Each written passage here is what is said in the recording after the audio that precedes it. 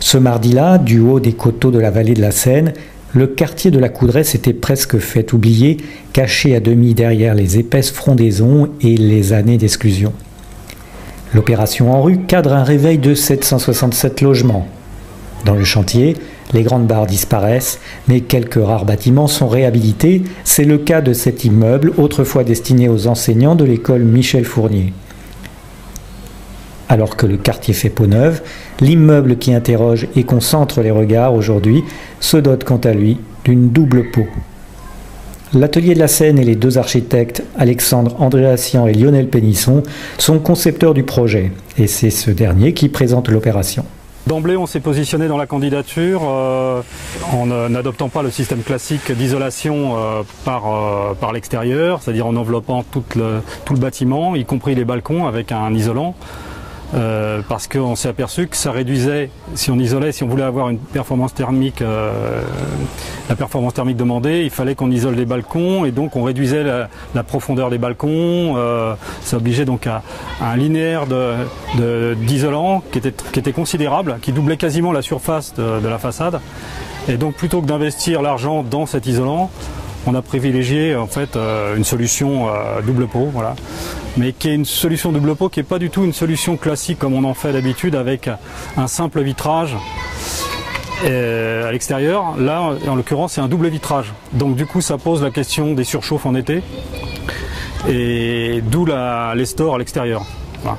Donc, et c'est là que ça se complique parce que pour commander les stores, il faut que ça soit fait de façon automatique, intelligente.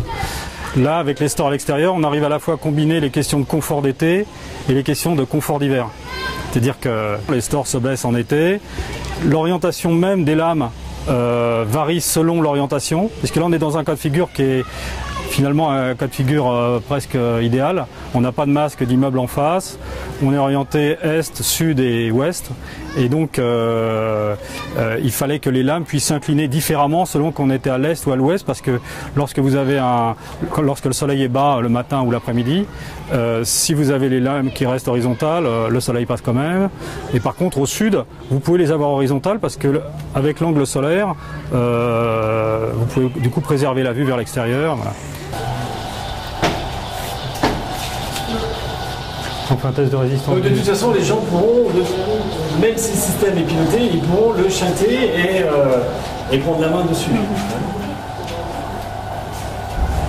On va le faire fermer totalement. Ouais, il va se fermer tout seul, vous savez. On est encore actuellement dans une phase de mise au point parce qu'en fait les algorithmes qui ont été mis au point, ils ne prennent pas en compte à la fois la possibilité d'automatiser en fonction de l'ensoleillement et que les gens puissent prendre la main sur les stores. En fait, les concepteurs de tous ces programmes domotiques n'ont pas imaginé ces solutions-là.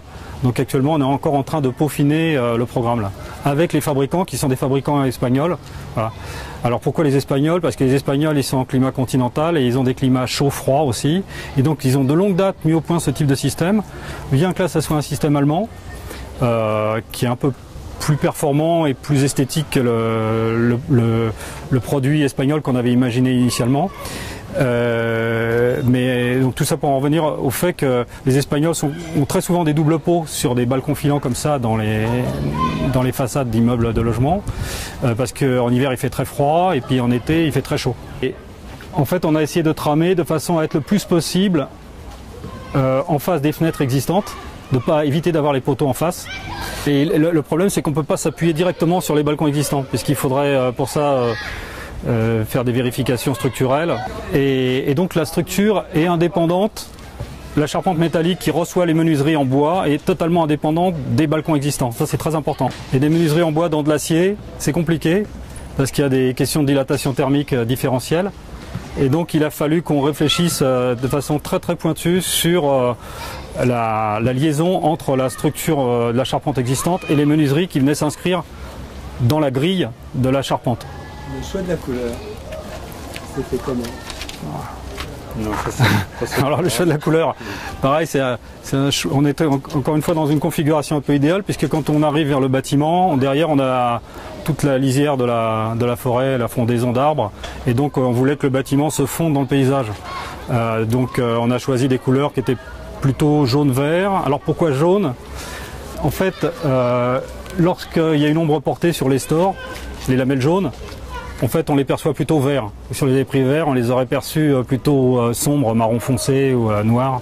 Voilà. Donc ce qu'on voulait, c'est que le bâtiment soit furtif, enfin dans son environnement qui s'intègre.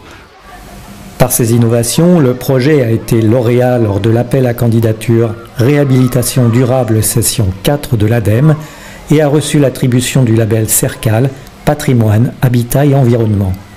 Un symbole important et prometteur dans un quartier où la plupart des bâtiments n'auront finalement pas eu 50 ans de vie.